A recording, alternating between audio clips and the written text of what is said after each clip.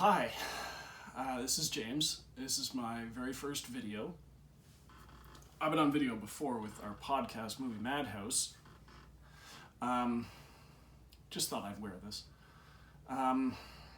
This is my first video talking about movies.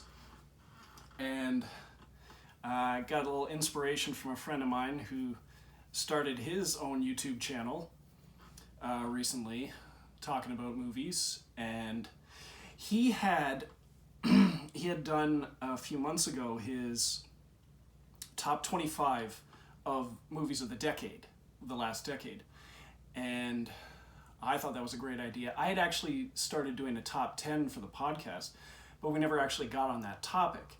So when I went back to it, I only had the 10 movies, and he said this was the hardest list he's ever had to make, and I was skeptical of that because I've made lots of lists before, and we have our top 20s every year. And he was right. Oh my God. I started this list a couple months ago, and I had to cut myself off several times, and I actually wrapped it up, I'd say just like maybe an hour ago. It's taken that much, and I'm still not sure, but I have to cut myself off. So I have my top 25 of the decade, and I'm not going to do any honorable mentions because that list would probably be 2 or 3 times the size of this list, because that's how many movies where the list just kept inflating, deflating, inflating, deflating. So I got it down to 25, so here they are in a moment.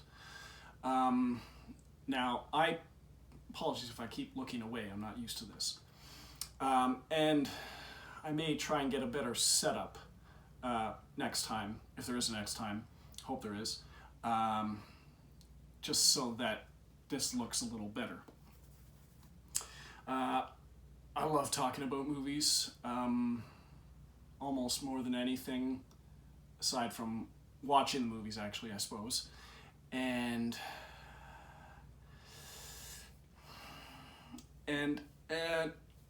when my friend had said that his views are a little contrarian, that's an understatement for mine. I mean, they align with people's likes a lot of the time, but still, we all have our own interests, our own opinions. So, I will start off my top 25 of the decade, top 25 favorite movies of mine of the last decade, with a movie I just rewatched recently. And it's from one of my favorite horror directors who doesn't exactly stick to horror movies anymore.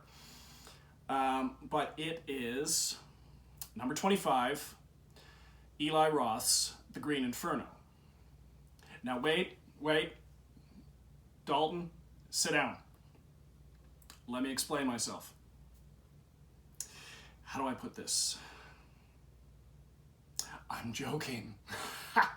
I got ya. All right. I should have a little graphic up here. Get out. All right, so the real top 25 begins with a little independent movie came out a few years ago called Beasts of the Southern Wild. This was an indie movie. Takes place down south in a fictitious, they say Southern Delta area, a fictitious community called the Bathtub. It actually takes place a little outside of New Orleans because there's a lot of flooding in this movie. And it stars a little girl who went on to star in the Annie remake. It's for you, Jason. Quvenzhané Wallis? Yes. She plays a character named Hush Puppy. And she lives with her dad, and this is sort of her, you could say, her adventures in the area. And this is really, I mean, like, the father plays a supporting role, excuse me, but this is really her movie. Little 8-year-old, I believe 8-year-old at the time, little 8-year-old girl taking hold of this movie. Cinematography is great. Very real look to it. I believe they employed a lot of non-actors, and they all did a fantastic job in this movie. She goes all over, gets taken away from her father, gets reunited, and because they're not in the most ideal living conditions. But it's a very sweet movie. Very sweet movie and very well done. And it's a director named Ben Zeitlin, I believe. And he's finally got his follow-up film coming out soon called Wendy, and I believe it's his take on Wendy and the Lost Boys from the Peter Pan story. And I'm highly anticipating that one. Okay, moving on to number 24. The Greatest Showman, the musical that came out a couple years ago about P.T. Barnum, starring Hugh Jackman. I was in love with this movie before it ever came out, before I ever saw it, because based solely on the soundtrack. I was listening to this soundtrack on repeat, watching YouTube videos of rehearsals of this, and it never actually came to Chatham properly.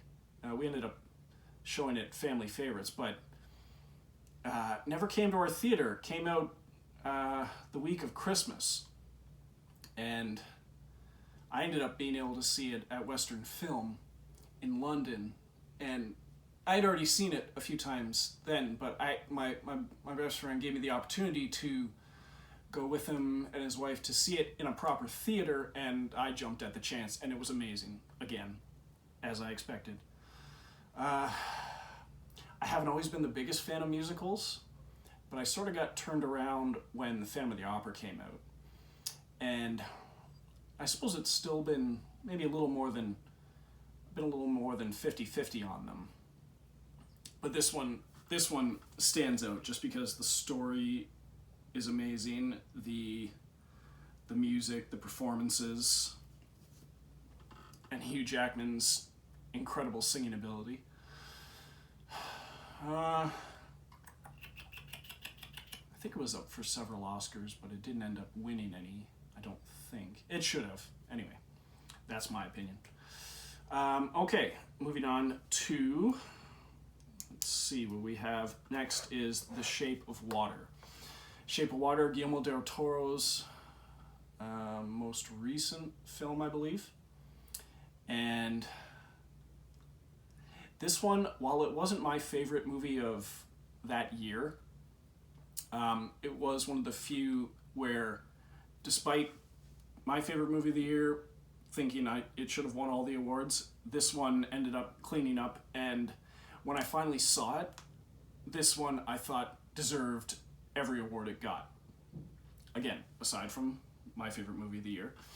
The story of this creature that's in captivity, and the mute woman who she's one of the cleaning crew, and she develops a relationship with the creature, played by Doug Jones, who is a veteran of Guillermo del Toro's films, Hellboy 1 and 2, Pan's Labyrinth. Great motion actor. He's always in full body costume, and I mean, they dubbed his voice for the first Hellboy, but he used his own voice for the second. Doesn't speak in Pan's Labyrinth, I believe, because that's a foreign film. He may have been dubbed again, but just the body movements he does are incredible. The story, a lot like a very fairy tale-ish, I think. The relationship between the woman and the creature, and captivity and escape. And Michael Shannon plays a great villain role, one of the government guys in charge of that operation they have.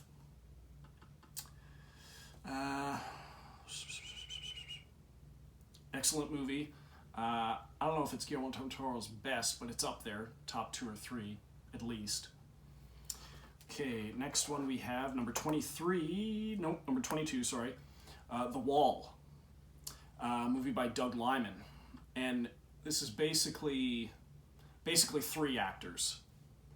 You got Aaron Taylor Johnson and John Cena playing sniper and spotter in, I believe they're in Iraq, and they're sent out and to investigate a pipeline where all the workers there had been killed, and I believe a platoon of soldiers had been sent there, and they had all been killed.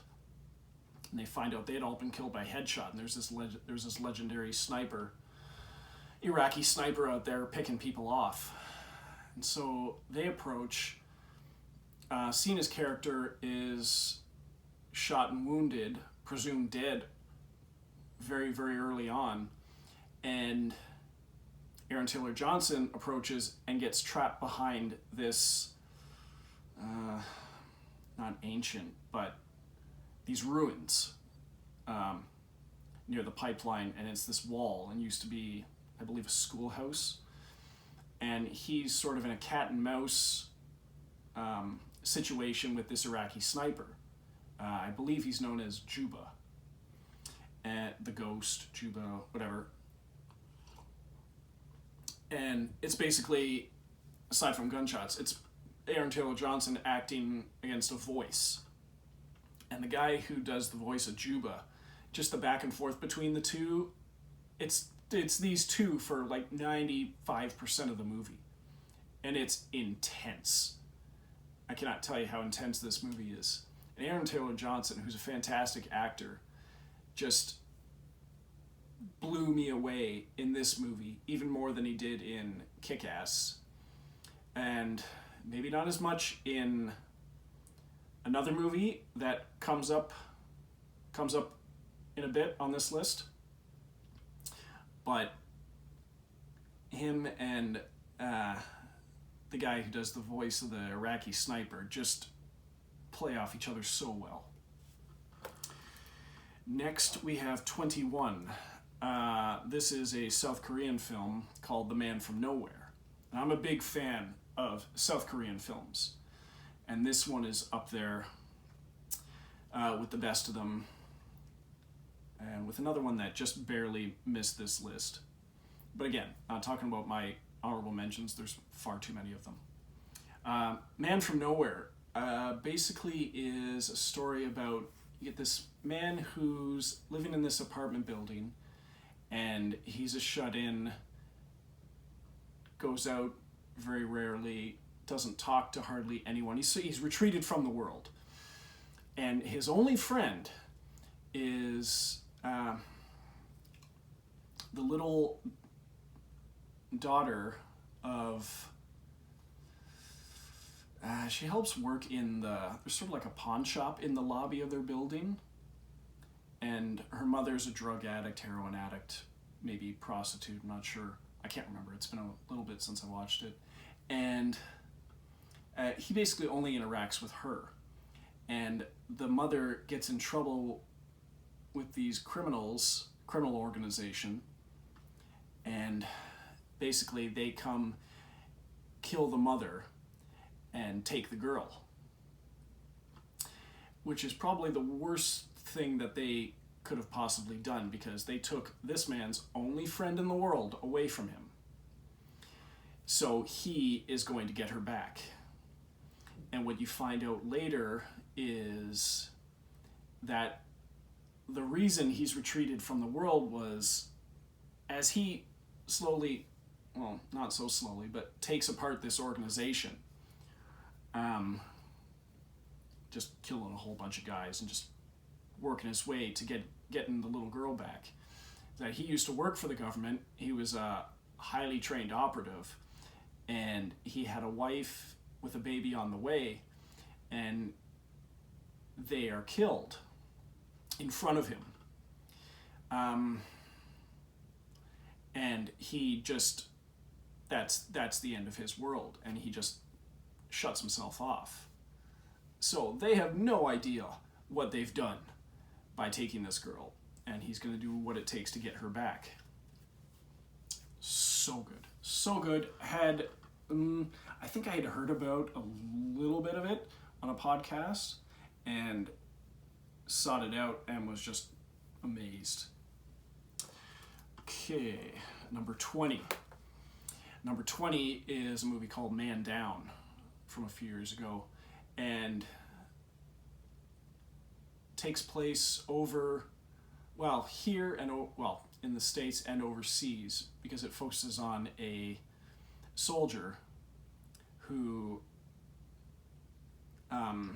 there's an incident where they're doing house-to-house checks, and something I won't say what, something very bad happens, and it's known as the incident, and he's ordered to seek counseling.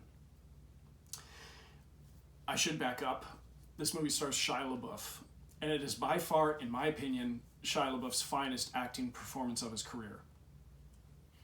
And the therapist he's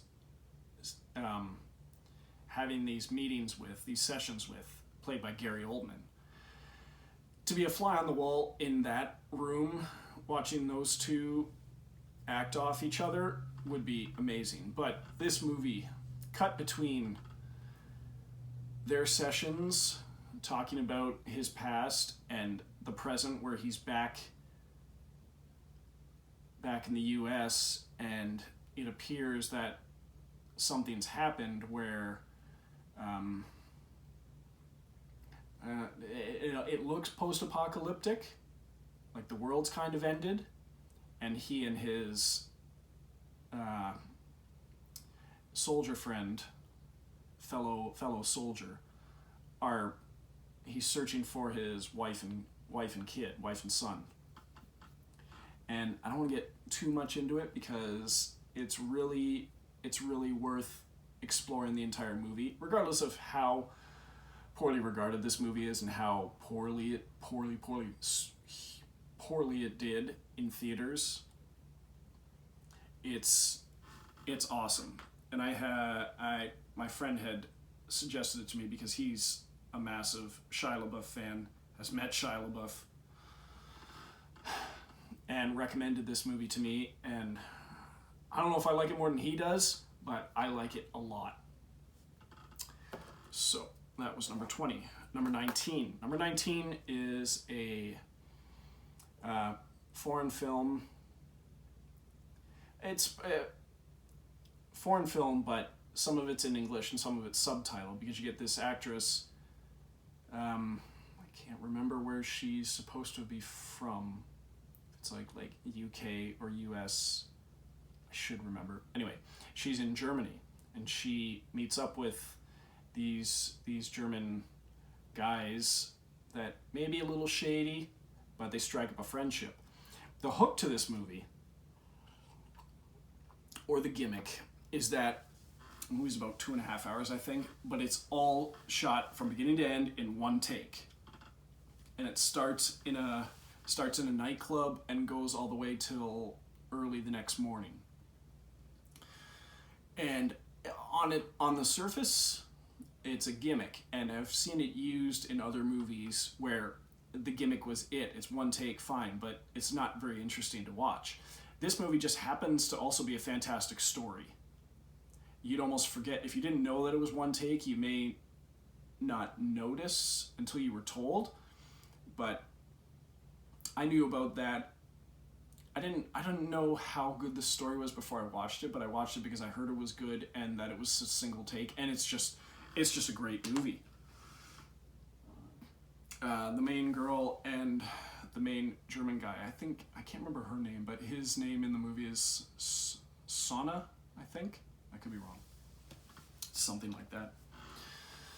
But I highly recommend that one. It's called Victoria, from a few years ago. I'm going to say a few years ago from all these, because it's the last decade, 10 years. Anyway. Number 18 is The Raid 2. Now, The Raid, from Gareth Evans, martial arts spectacle, and it even says on the Blu-ray that like one minute of romance, 99 minutes of pure action or violence or whatever, and they're not lying. They've drawn a lot of similarities to Dread, the two movies have nothing to do with each other, and it's a complete coincidence that they all involve like people going in, assaulting this tall building, and the bad guys are at the top. It's the only coincidence. But it's cops going in, taking down this crime boss who's at the top of this building. Anyway, that movie is basically, from the moment they get to the building, non-stop action. Some of the best martial arts you've seen in a movie ever.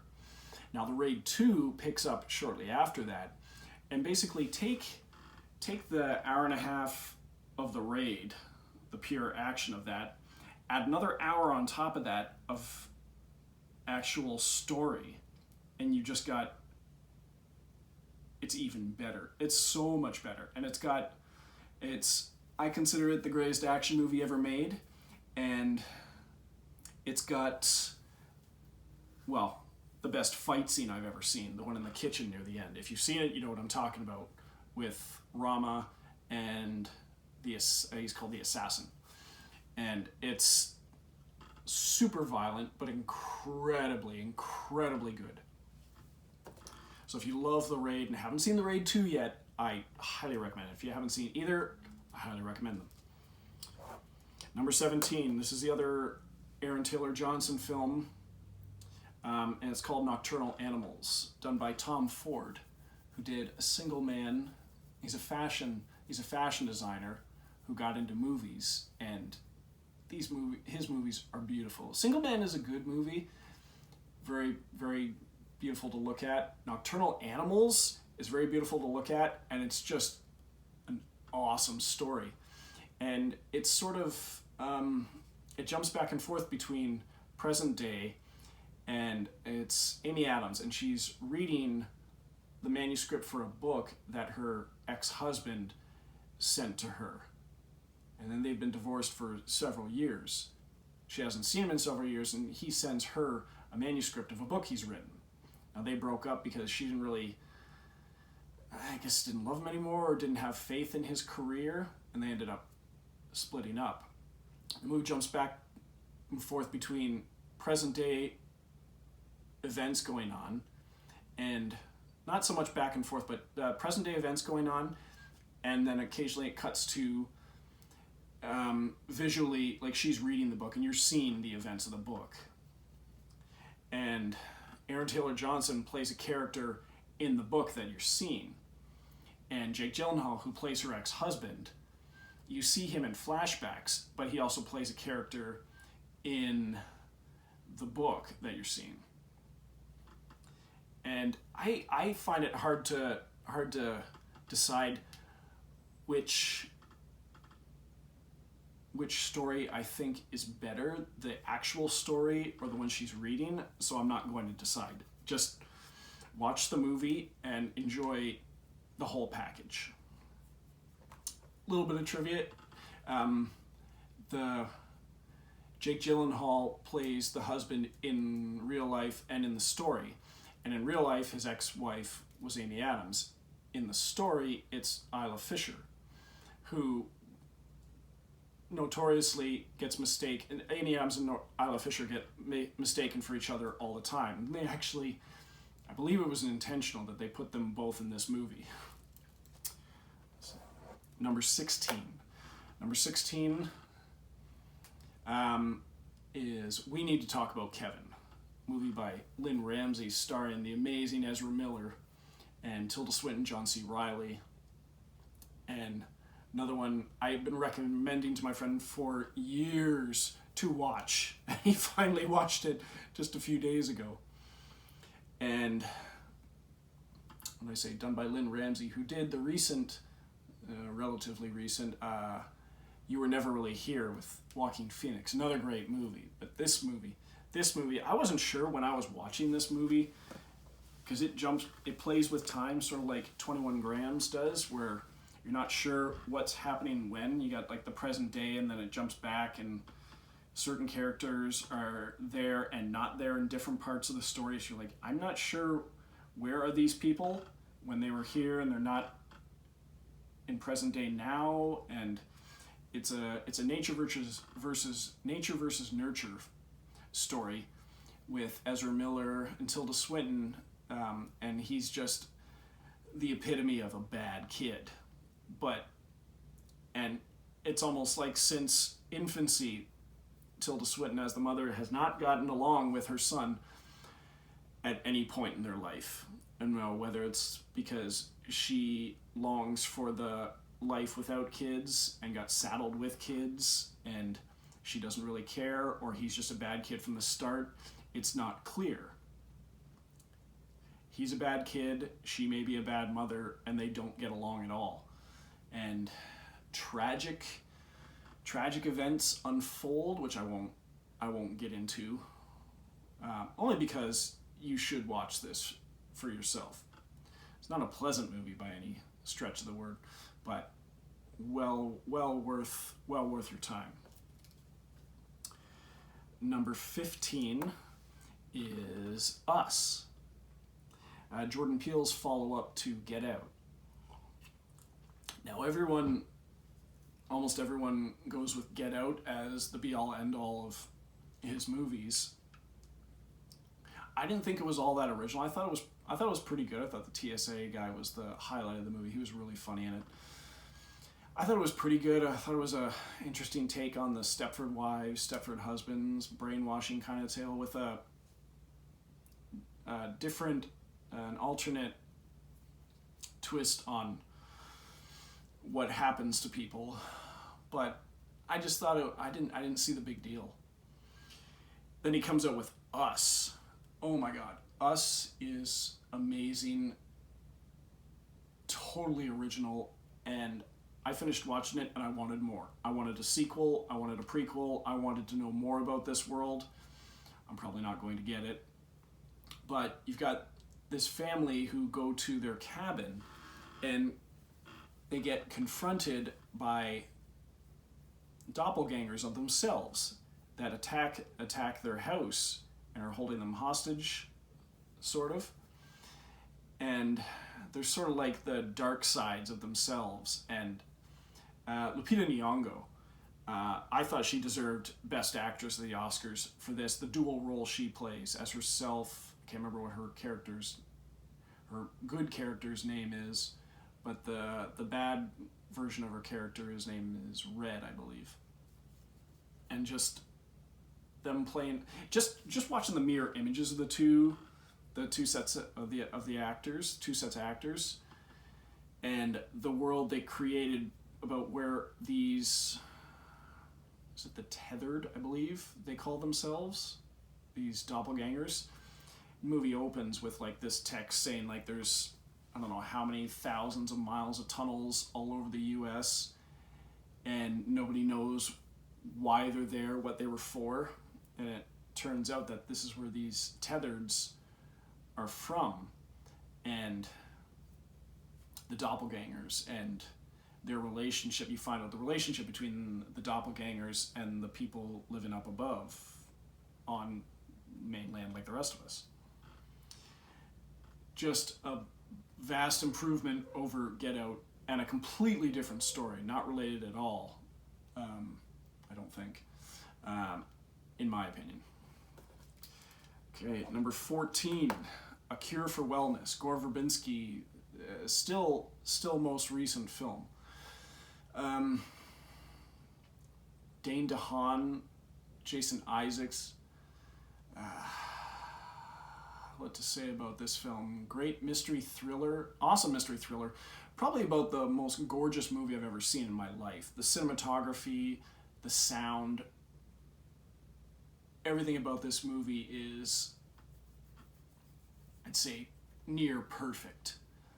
The story is very strange, but with the acting and the visuals, it's being so top notch. It's just you can't look away, and you just, when I get a movie where after I finish watching it, I have to look up stuff, I have to know more, I have to understand. I mean, you can be confused about a movie and want to know more about it, but when you're so enamored with a film and you need to know more about it, that's a very good sign, in my opinion. So, Cure for Wellness. I believe this is the one, I think, came out the same year as Shape of Water, and I thought it should have won all the awards, but I'm still glad that Shape of Water did. Okay, number 13, we have Steve Jobs, the movie about, guess who, Steve Jobs. This one done by Danny Boyle, and it came out, I think, a year or so after the Ashton Kutcher film just called Jobs. A very different take on Steve Jobs and Steve Wozniak's lives. This one, and you may like Jobs better, you may like Steve Jobs better. I like Steve Jobs better, a lot better, though Jobs is still a good movie. But I loved the structure they had, where you get it back in the 80s prior to the launch of the Macintosh, then you get it in the, I guess, the 90s prior to the launch of his system Next, and then you get the third section is prior to the iMac, and acting clinic put on by Michael Fassbender and Seth Rogen in all three periods. Jeff Daniels, oh my god, this movie's just amazing. And written by Aaron Sorkin, so some of the best dialogue you've ever heard, in my opinion. Three different varied looks to the three different time periods, atmosphere, but solid acting and dialogue throughout. Number 12, we have The Perks of Being a Wallflower, based on a book directed by the author of the book, which is a rarity, and another Ezra Miller film. Ezra Miller, Emma Watson, Logan Lerman being the star of this film, but the three of them together, just the group of friends you would always wish for, I suppose, or if Emma Watson and Ezra Miller being the two best friends you'd want in your life. I've never read the book. I haven't read the book yet. But the movie, which I believe takes place in I believe it's the 90s, 90s, judging by the music they use, the soundtrack. Not that it matters, but just to give you a frame of reference, I suppose. Another movie I wish I had seen in the theater, even though I don't see that many movies in the theater these days. Back then I did. Amazing movie, amazing performances, great soundtrack. Okay, so number 11, we have Monsters, the debut film from Gareth Edwards, who has gone on to direct Godzilla, which was pretty good. Rogue One, a Star Wars story, which is, to me, an amazing movie, even if it had no connection to the Star Wars universe at all. An amazing movie, but it does. So you have Darth Vader kicking holy ass at the end of the film in the best hallway fight scene in cinematic history. Also, my favorite Star Wars movie, like way up there. Monsters, getting back on topic, is low budget film about 6 or 7 years since a meteor crashed and released these aliens into the southern U.S., Mexico. And so 6 or 7 years later, and they've walled off the U.S., and you see on the map, there's a quarantine infected zone, and that's where you would come in contact with the monsters, these aliens. And you don't see a lot of them in the film, but it's not really about that. There's this journalist who gets sent down there to locate and escort back the daughter of the publication, magazine that he's a photographer, that he works for. And he said, go get my baby girl back. And it's all about the relationship of those two actors, Scoot McNairy and her escapes me at the moment. But just it's the visuals and the dialogue between the two and the cinematography. It's more about the relationship between those two, just set in this backdrop of not a war-torn land, but an abandoned, largely abandoned. There's still people who live there, but with these aliens around.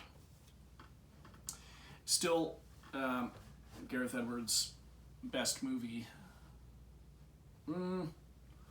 Yeah, my favorite movie of his, Rogue One being a close second, and then Godzilla being a little further down. Because I believe he's still only done the 3 movies. Into the top 10. Number 10, we have Allied. World War II spy story starring Brad Pitt and Marion Cotillard, done by Robert Zemeckis. And it's basically Brad Pitt and Marion Cotillard, American soldier, French spy, meet up, are paired up for a mission to take out the German Nazi ambassador, some Nazi higher up. And they do, and they're posing as a married couple, and their mission is successful, and they go back, and he invites her to come back to London with him and be his wife. And what basically turns into a cover marriage turns into a real marriage. And a year later, they have a kid, and he's called into the office and is told that his wife is suspected of being a German spy, and he has to investigate her. And it's like, he loves her, he trusts her, she can't possibly be a spy. And I just say the movie unfolds from then on. But this is one of those ones I'll compare it to Titanic in that you won't believe until you watch the special features how much special effects are involved in this film. And it's not the obvious like Avengers and stuff where it's all CGI and suits and lasers and action and stuff. It's a lot of the scenery, the background, the sets, and like in Titanic, where it won Best Visual Effects, but not from anything you'd notice, from stuff that because the effects are so good you don't notice them, but a lot of the stuff isn't actually there. It's just a beautiful, beautiful movie, beautiful story, amazing acting, and by far my favorite Robert Zemeckis film. Excuse me. Highly recommended. Number 9, we have John Carter. Movie based on the first book of the John Carter saga? No, Mars. There's 10 books in the series. First one is called A Princess of Mars, and this is basically based on that. You don't get till the end credits, the end title scene where it says John Carter of Mars, but the movie's called John Carter. And it's, what's his name, the author? A lot of people, I thought it had a lot of people said it ripped off Avatar. It didn't. It was based on a book that was written over 100 years ago, so not possible in any way. But I thought it had even better motion capture, CGI visual effects than Avatar did. And the author's name escapes me. But he did a lot of the John Carter, the Mars saga. He did a lot of Tarzan novels. And Edgar Rice Burroughs, that's the author. Amazing story where, sort of like in Avatar, it's like you finished watching the movie and you wanted to be a part of this world. Just because of how cool, how enticing, how seducing it was. Taylor Kitsch playing John Carter, awesome job. Breaking Bad. Yeah, main actor from Breaking Bad, Malcolm in the Middle. Again, I'm on the spot, so his name escapes me. I apologize. He's in there for a little bit. It's mostly Lynn, the main love interest from X-Men Origins Wolverine, plays Deja Thoris in this, and just the love interest of John Carter. And just the visuals, the story. I was able to find a couple of the books in the series, but not the first one. I think I've got like books 3 and 5. Anyway, amazing movie. Didn't do well enough, not nearly well enough. Lost Disney a pile of money, so there's never going to be a sequel, unfortunately. Would have been a great series. Number 8, we have Arrival. Not so much an alien invasion movie. Alien arriving movie, I suppose, from Denis Villeneuve, starring Amy Adams and Forrest Whitaker and Hawkeye. Let's see, his name escapes me again. The guy from Avengers and The Hurt Locker. I don't want to keep looking stuff up and looking back at you, so I won't. But you basically have these alien ships that come down to Earth, and there's like 12 of them. 12 of them all around major countries around the Earth. And nobody knows why they're here, and every country on their own is trying to make contact and communicate with them. And Amy Adams and Hawkeye are enlisted by Forrest Whitaker to make contact with them, have repeated meetings with them, and try and set up a method of communication. And then you get tense things arise where we need to make sure they don't have a weapon. What are their intentions here? And some countries are going to try and attack them, and you don't want that to happen. But there's also, as she begins to, the movie jumps around in time a lot, because as she begins to understand their language, when you understand their language, you begin to think outside of time, and you can view your own, and she begins to view her own life at different periods in time in the past and the future that she hasn't experienced yet. And I'm going to stop myself there because this movie is unbelievable. My favorite of Denis Villeneuve so far. He's, from all the movies I've seen of his, he's, I'd say, nearly batting 1,000. Yeah, one of the better Earth-based sci-fi movies you're gonna see. That's not an alien invasion movie. Okay, number 7, we have Labor Day from Jason Reitman, based on a book, and it's Josh Brolin, Kate Winslet, and narrated by Tobey Maguire, who plays a grown-up version of the son in this movie, who's played by a number of actors, because you see him most of the time by one young guy, but one young kid, and then you get a younger kid, a little older kid, and then Tobey Maguire is the adult version. But you got this convict, Josh Brolin, who has escaped from a prison hospital, and meets up with Kate Winslet and her son in this department store, and convinces them to take him, he's injured, convinces them to take him back to their house. And sort of holds them hostage, although not really. Although with people coming to the house, they have to be ready to make it appear as though he's taken them hostage, because he's almost like their house guest, and he develops a relationship with Kate Winslet, who's ever since divorcing her previous husband and several miscarriages, has basically not completely retreated from the world, but doesn't know how to really live in the world anymore. So when they go out, it's brief, and she's only comfortable when she's at home. And it's the relationship over Labor Day weekend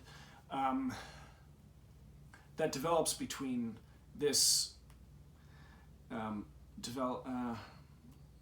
becoming a family, the three of them, man, woman, and child. By far my favorite Jason Reitman film. Unbelievable performances by Josh Brolin and Kate Winslet. And made even better by Tobey Maguire's narration. I said based on a book, I think. Based on a book, which I hope to read one day. Number 6, we have Interstellar. Christopher Nolan sci-fi space travel film. By far my favorite Christopher Nolan film. This movie left me floored as like in the theater credits movie, and I couldn't move. I was just like reliving the movie all over again as the credits were going. The music is so intense in this film. A huge part, almost a character in the film, is the music. Matthew McConaughey at the top of his game, Anne Hathaway, Michael Caine, a staple of Christopher Nolan films. David Oyelowo is in there. Casey Affleck, Jessica Chastain. Just knocked it out of the park with this one.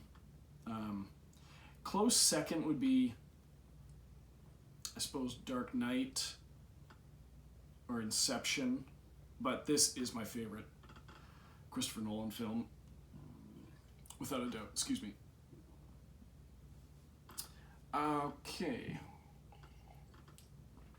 Well, they're basically, a wormhole appears and they need to travel through the wormhole and find some suitable planets to live on, because Earth itself is dying. Crops are dying off. The corn exists, but it's going to die off. Wheat, I think, has died off. It's not a post-apocalyptic film, but the world is slowly coming to an end.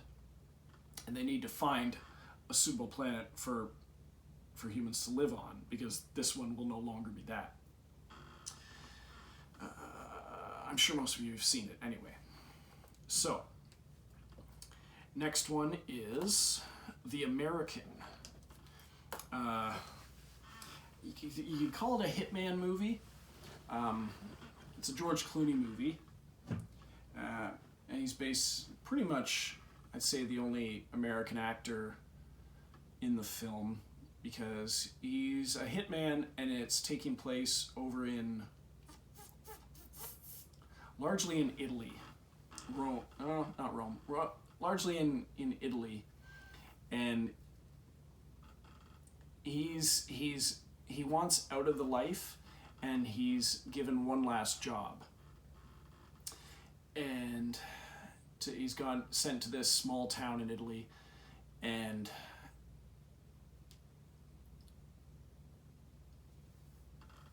it's not exactly an assassination mission, but he doesn't want to kill any more people, so he's gonna help this other assassin and like get a weapon for her. And I swear, one of the best scenes in the movie is just him in his apartment assembling a gun, making a silencer. Just the attention to detail is unbelievable. And the movie, it's not a lot of action. Don't expect a lot of action in this movie. It's a very quiet film, but the scenery and the acting, probably some of Clooney's best.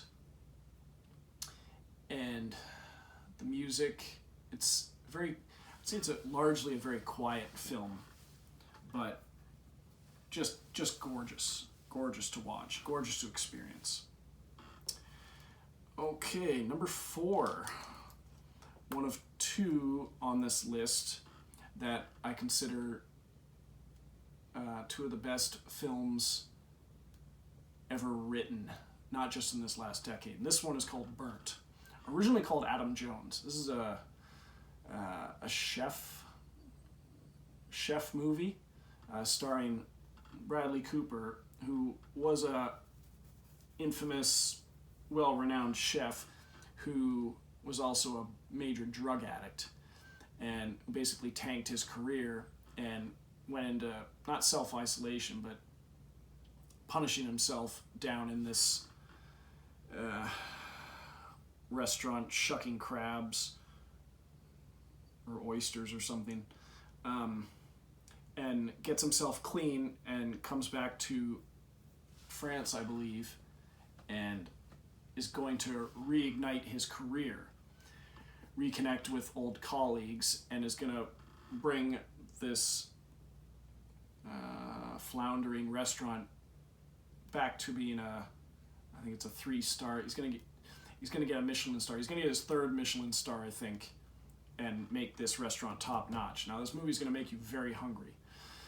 But the dialogue is so fast, English and in French. Dialogue is so fast and so well written, and the acting is so good that just you're blown away every time you watch it by how good what you're listening to is, and how good the food looks, and it's sort of mirroring what you'd see from not so much in Hell's Kitchen with Gordon Ramsay and stuff, but you get a sense of what it would be like in one of those kitchens. Number 3, the other one of the 2 of the best written films I've ever seen, is The Counselor. Ridley Scott film. Might be my favorite Ridley Scott film. Next to, it's really hard to choose because you've got Gladiator and Kingdom of Heaven up there.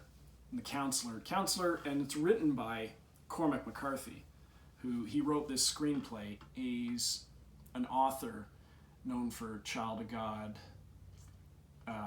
The Road, All the Pretty Horses, No Country for Old Men. Basically known for very, very, very bleak stories. Although I didn't find All the Pretty Horses all that bleak. I'd have to watch that one again, but he wrote this movie so you know it's going to be bleak, and there's no happy ending for anybody in this film. But I'm happy every time I watch it because of how amazing it is. The dialogue, the acting, Michael Fassbender, Penelope Cruz, Javier Bardem, Brad Pitt, even, what's her name? Cameron Diaz. My apologies. Now, this movie gets crapped on a lot, and I don't understand why, but everyone has their own opinion, and it's not always aligned with mine, so it's why it's number 3. It's in my top 20 of all time, and it's my number 3 of the decade. Number two is a movie called Predestination, done by the Spirit Brothers, and it's a time travel movie, but it's the closest thing to you'd ever experience watching a movie, because you've got Ethan Hawke, and I can't remember the actress's name again. She's done a few things like Steve Jobs and Jezebel, but she plays an odd role in this film, a dual role, if you will, and I don't know how much I can say about this film other than the time travel element. It's sort of like Ethan Hawke's working in a bar and he meets up with this guy and tells Ethan Hawke his story, and there's someone this guy wants to kill to take revenge on, and Ethan Hawke is like, what if I could put this person in front of you and you'd get away with it? Would you kill him?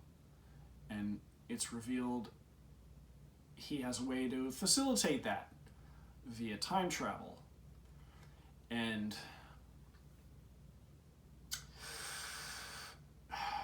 I mean, it's in the title. If you've seen the movie, you know what it's about, Predestination, but it's a lot of, not the butterfly effect of going back in time and making sure things happen so that things occur in the future, and what happens, they make a chicken and the egg joke, which came first, and that's not far off the mark. But my favorite Ethan Hawke film, next to Before Sunrise, I guess, but my second on this list, my 3rd favorite film of all time. It's so good, so neat. And you have to watch it multiple times. It's just required. Once you see it, you'll know what I mean. But by far and away the best thing the Spirit Brothers have ever done. And they did Undead, Daybreakers, Winchester, which I haven't watched yet. And they also did Jigsaw, which was a great entry in that series, in the Saw series. But by far their best, if you ask me. Predestination. Now, number one, my second favorite film of all time is romantic drama comedy called About Time. Coincidentally, another film that involves time travel, but it's not about time travel. Starring Donald Gleason and Bill Nighy and Rachel McAdams. And it's sort of, he's told when he reaches a certain age by his father that the men in the family can travel through time, in their own life. And he should use it constructively and try not to mess things up, because this one does involve the butterfly effect, where you go back and change something that's a big enough change, you come back to the present day, and your life is not the same. And he sort of uses this to meet and get involved with Rachel McAdams' character, but not in any sketchy way. And then, but the movie's really about the relationship between father and a son, mother and a son, father and the mother, husband and wife, brother and sister, him and his kids and friends. It's just such a well done movie, such a beautiful story. It's the same guy who did 4 Weddings and a Funeral and Love Actually. And did he do 4 Weddings and a Funeral? He did Notting Hill, I know that. This is by far his crowning achievement, if you ask me.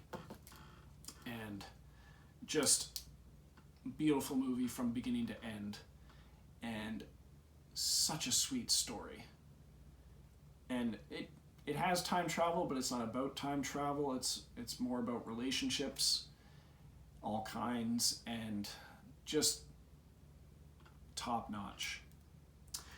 Okay, so that is my top 25 of the decade. I hope you weren't bored.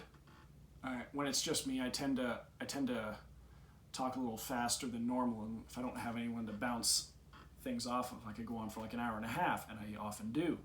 But with just me talking to my camera, I don't know how long this was, but I hope you enjoyed it, and I hope to do another one. And okay, toodles.